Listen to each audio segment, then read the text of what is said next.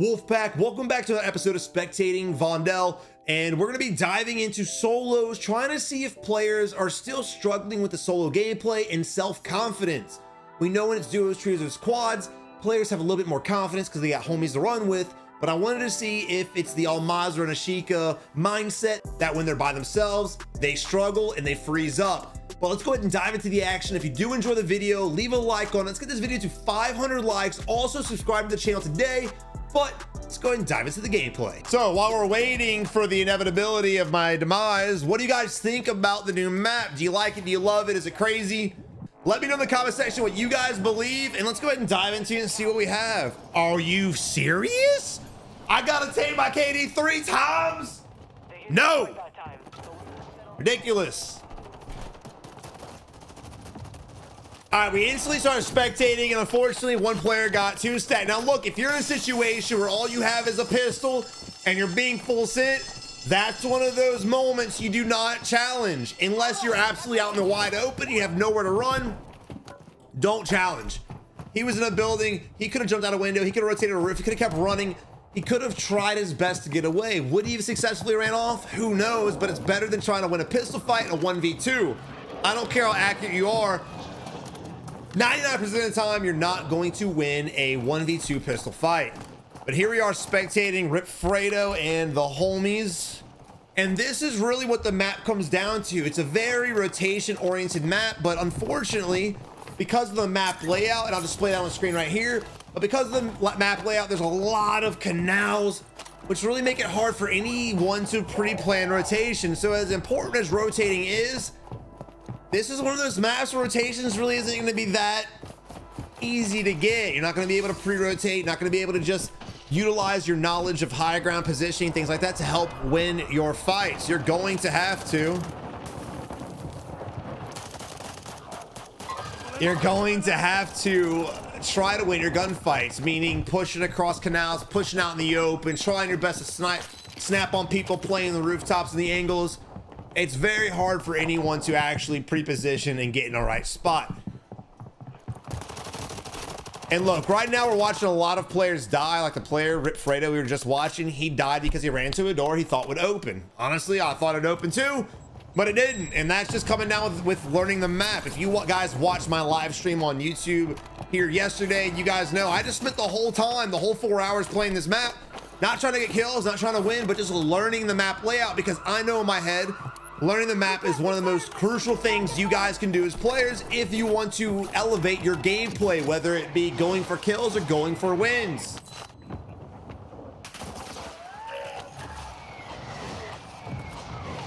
Now look, the beauty behind this map is even though there are a lot of rooftops, rooftop camping isn't as easy on this map as you would think it is. It's definitely very hard to hold the position, because if you look around when you're on a rooftop, what are you surrounded by? No matter where you're at, high ground. The way they design the rooftops, the elevation, and it's honestly almost ingenious, because it makes holding high ground so much harder, rewarding a little bit more skilled players and rewarding a little bit more with teamwork, aka stacking. I hate to say it, but unfortunately that is what it is. So I say that to say, if you're running around and there's a team holding a rooftop, you can contest them from another roof. And that right there is just a simple tactic of players. I wouldn't say tactic. It's a simple result of players feeling pressure. They run to a bathroom, they put themselves in a corner, and they sit there. Why do players do that? Why do players continuously go in the bathroom just to die? Well, I'll tell you why. The reason being is because they think the worst case scenario is running out that door to potentially get shot by another building or another player on the outside. Unfortunately, that's not really the mindset you should have. Is there a chance if you run out the door and rotate on the building you're gonna get shot in third party? Of course, there's always the chance. But the guarantee is if you hide in the bathroom, you're going to get contested, and if you're injured with no plates, no weapons, and you're getting pushed by sweats, it's guaranteed you're going to end up dying.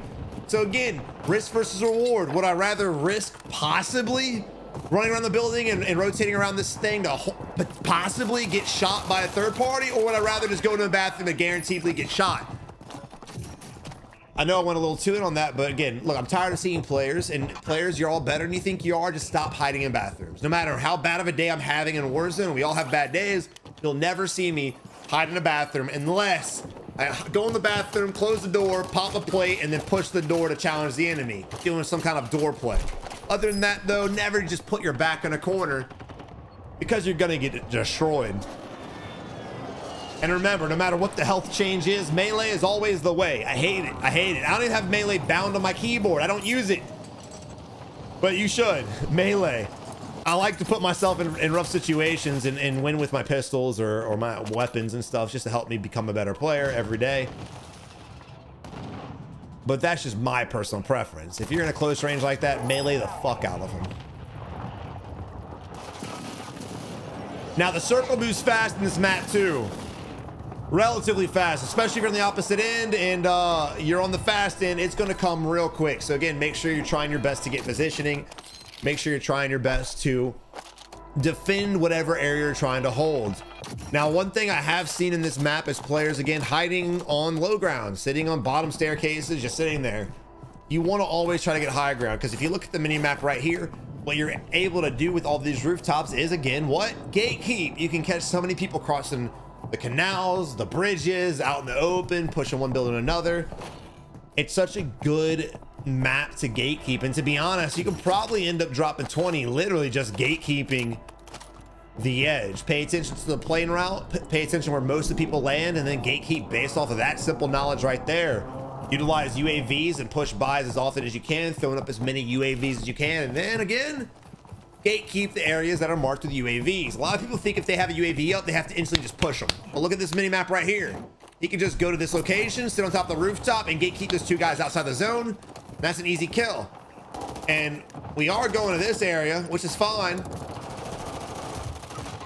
No, you didn't. Dirty Dan. Dirty Dan, brother. Hey, we got to talk about that. Couple things. One, what the fuck? Two, you let your teammate die. Three, why did you melee nothing? Pure panic right there, and he cost his teammate his life. Unfortunately, luckily there's still resurgence up right now. Again, high ground. Hate to say it, hate to beat a dead bush or dead horse or beat the bush on fire. I don't know what the hell the saying is, but guess what? Fire sale active. High ground is gonna be your best friend. This dude went in the gas for the loadie. Definitely respectable. Ballsy as shit. He gets the kill, but unfortunately, even if he wouldn't have gotten shot, he would have died. Now, we knew not to go there because that's where they just died. Your boy Dirty Dan got stacked by, I believe, a 3-man, definitely 2, possibly a 3. And again, if you're coming in, they're gonna hear enemy incoming. They're gonna notice the loadies out there. And even if you get your loadie and they don't push, they're gonna what? They're gonna gatekeep you.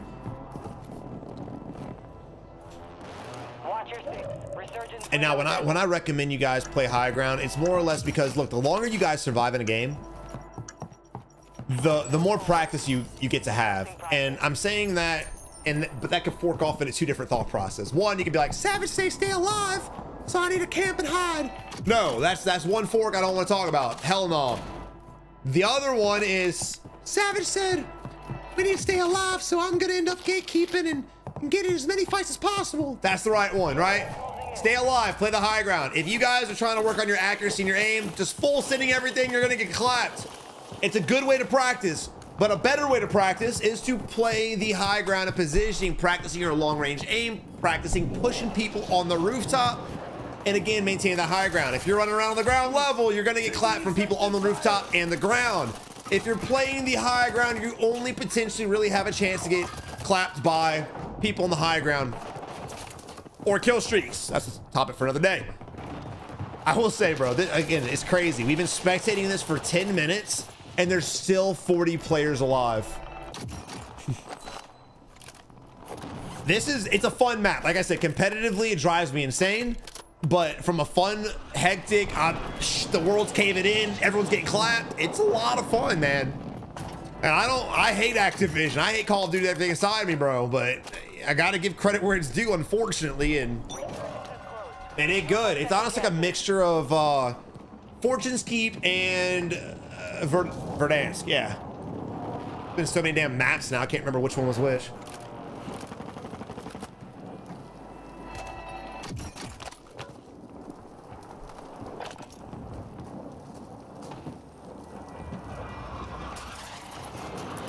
All right, and again, look, we have a building that is on the edge. It is not centered, so the circle will shift away from us, but we don't have to leave. Again, pre-rotating is not as necessary as it was before.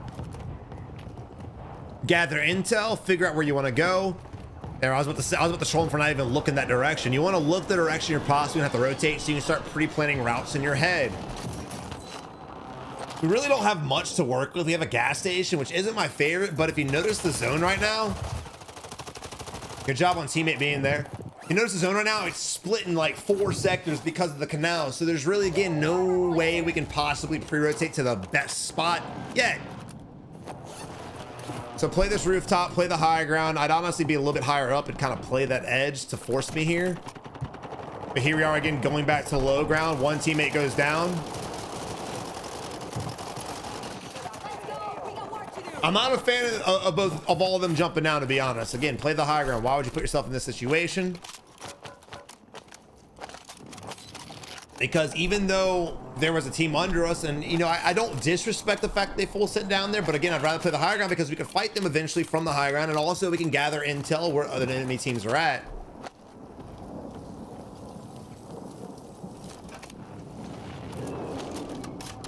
Now look, I don't really recommend sniping when it comes to in-game like this.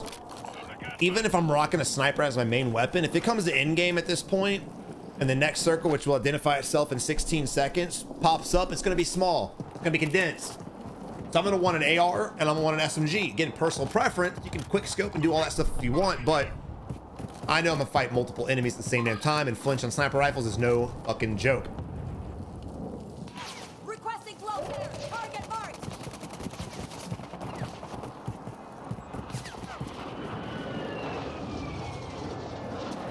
So look at the zone. The zone actually favors our little island, our little peninsula. So we could start making our way over there, but we've now pissed off the team on the right-hand side, and we've alerted our team on the left-hand side. They might not know where we're at. These guys that we're looking at, they might not know, but they might.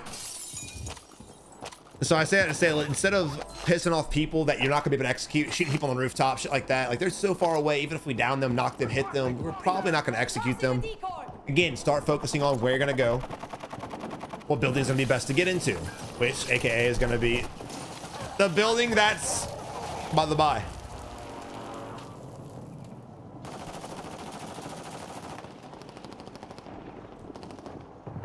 And to be fair, if you look at the map right now, you could honestly play this slow and just play that edge. Basically play the edge of red, let it work you out, forcing other teams to fight each other, again, able to giving you the ability to gather more intel. Melee battle.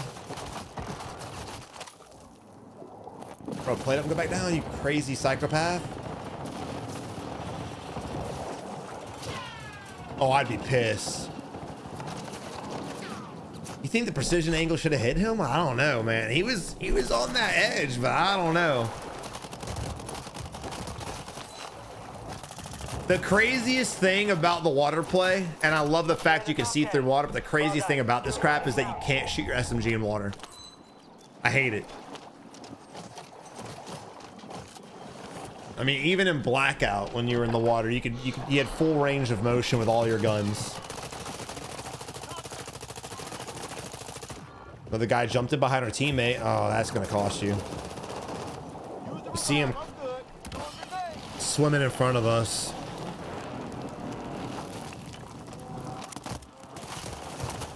Good job on the enemy squad, basically baiting their teammate to get the kill. They didn't execute. Oh, doesn't matter. They're dead now. You gotta switch his weapon. Never mind. I guess he doesn't have to do shit. And there you have it, GG. And again, dude, it's just hectic. I mean, there's combat almost consistently from time in and time out, which is different than the other game modes and other games we've ever spectated. And we've spectated over 4 different types of games and probably 12 modes. This is one of the, out of all the maps of PUBG and Blackout and Apex and Overwatch and all this shit I've ever spectated, this is the craziest map thus far. Whether you like it or not, it's still hectic. And again, if you enjoy that chaos, which I definitely do, it's going to be a lot more fun. So if you guys haven't tried it out yet, make sure you guys check it out. But guys, thank y'all for watching. Really hope you enjoyed the video. Again, we'll be spectating some more solos. And if you guys have any gameplay that you guys want spectated and broken down here on the channel, whether it's ashika, whether it's Almaza, or whether it's Vondel, make sure, if I'm pronouncing that right, make sure you upload it to YouTube and post that link in our Discord. Link to the Discord is in the description below, and I will break that down here on the channel. I want to try to do 3 a week, so make sure you guys are posting it up more. Guys, y'all have a good one. Good luck in Warzone. Good luck in the new map Vondel. You're gonna need it.